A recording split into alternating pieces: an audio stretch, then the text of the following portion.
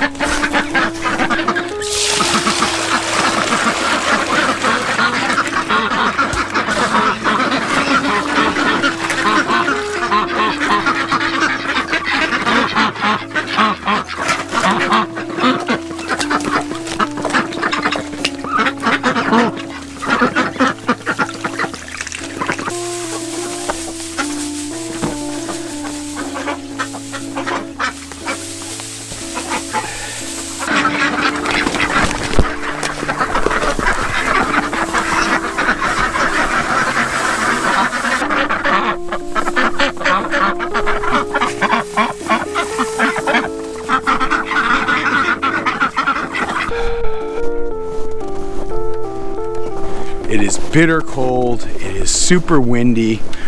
That storm that we got dropped about 22 inches of snow. I measured it in 3 places to try to avoid capturing a drift, and it sort of the average is like 21.93 inches. So yeah, all told, we got about 22 inches of snow here at the farm in the last, I don't know, 30 hours or so. And boy, do I have a story for you guys. So look at this though. Look how high this is. And I even plowed our pathway yesterday, and all the snow drifts have completely damaged my good work. There was so much snow on our driveway, I actually had to have a friend of mine come and plow to supplement my plowing because it's so deep.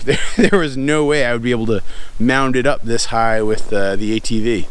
So last night, Allison and I headed over to a friend's house. A couple, they live, I don't know, 2 or 3 miles away from us, not far at all. We've decided to kind of brave it and go through the snow and just go out and see them. They have this crazy driveway. I don't know, maybe it's about a 1/4 mile in length, maybe a little bit less, I don't know, something like that. It's a crazy incline. It's got bumps and divots and all sorts of interesting stuff.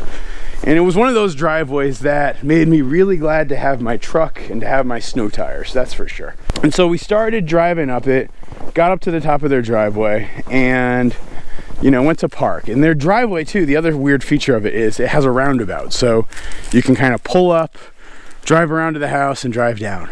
Well, there were a couple of other friends there, and they were parked in the driveway ahead of us. And so I, you know, pulled up behind them and thought, okay, it's fine.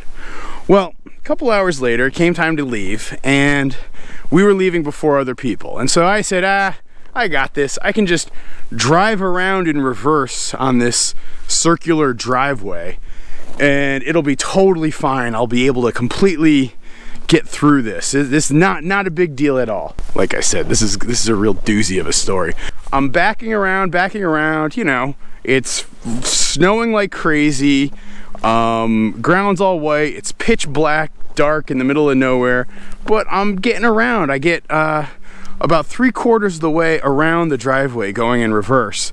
But then suddenly I cut the wheel just a little bit too much to the, I guess I cut it to the left and I ended up going right. And I ended up going down in the embankment and getting caught in a ditch. And by getting caught in a ditch, I don't mean like it was quite as bad as that time last year when I drove off the side of the road.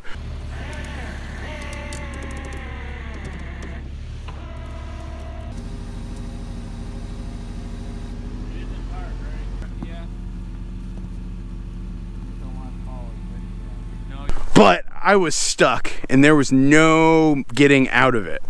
So there Allison and I are stuck in a snowbank in our friend's driveway, and there's no way I'm getting the truck out myself. So I get out of the truck, go find my friend Jeff who lives at the house, and let him know, oh, I'm stuck. Jeff and his wife Erin, they have a tractor.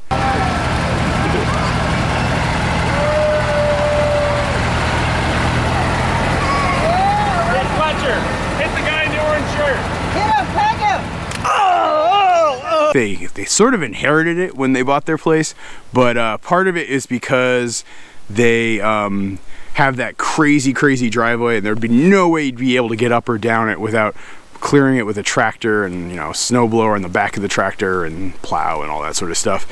And I think the other reason is because they do a lot of work on their property and are doing some pretty cool stuff there. So when Jeff got out there and looked at the situation, he and I immediately came to a consensus of, oh yeah, we're gonna need to pull you out. So Jeff goes out, hops in his tractor, gets it up. He puts a chain on the tractor and he, you know, pulls. I drive out.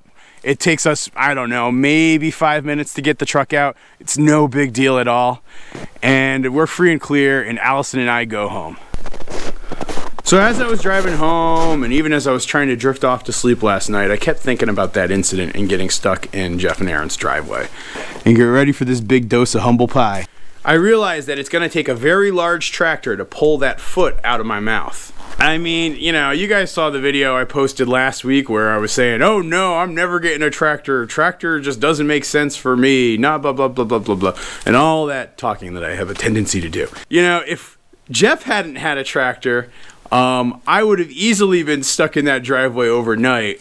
And it probably would have been a half-a-day ordeal to try to dig myself out and pull myself out. And even if I drove my ATV here all the way up there and used the winch to try to get things out, it probably wouldn't even work because the truck's too heavy for the ATV winch. Yeah, you get my drift. It just would have been a lot worse if Jeff hadn't had his tractor. I just wanted to share that little incident with you guys because I find that oftentimes in life you have this tendency to get a belief in your head and get very fixed on that belief and say, nope, this is the way the world works and this is the way it is, and nobody can sway me from my opinion. And all it takes is a certain incident or a change in your circumstances or a change in life to change what your perspective actually might be. You know, I think about other things in this world, like people who might turn their nose up at somebody who needs public assistance, but then the minute that they lose their job, their whole perspective changes. And so as I was thinking about my tractor rant from last week, for me personally, it doesn't really make sense to try to buy a tractor at this point. It would be a bad financial decision, and it probably doesn't make sense in terms of what the farm plans are for right now. But that doesn't mean that for other people, it could be the absolute necessity that they need to go after. There might be a situation that could work for them. You know, I was thinking about a friend of mine who even commented on my last video saying, you know, I hear you, but I gotta say I'm very happy with my purchase of a tractor, and I got all the respect in the world for it. And so I guess the point of my rant is this. Never be too proud. Never hold your opinion too strong, because sometimes that counter point of view might be the point of view that helps get you out of a jam. I know I learned that lesson last night when I got stuck in Jeff and Erin's driveway, and I'm sure you guys might have examples of that too in your own lives. Why I can't leave Vermont. It's winter here in Vermont, and the gentle breezes blow. 72 miles per hour at 52 below. Oh, how I love Vermont when the snow's up to your butt. You take a breath of winter air, and your nose, it freezes shut. Yes, the weather here is wonderful, so I guess I'll hang around. But I could never leave Vermont, because I'm frozen to the ground. Author unknown.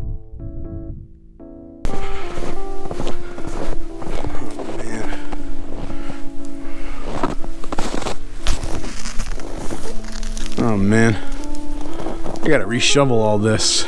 The snow drifts have just pushed it all in the way. Still too windy.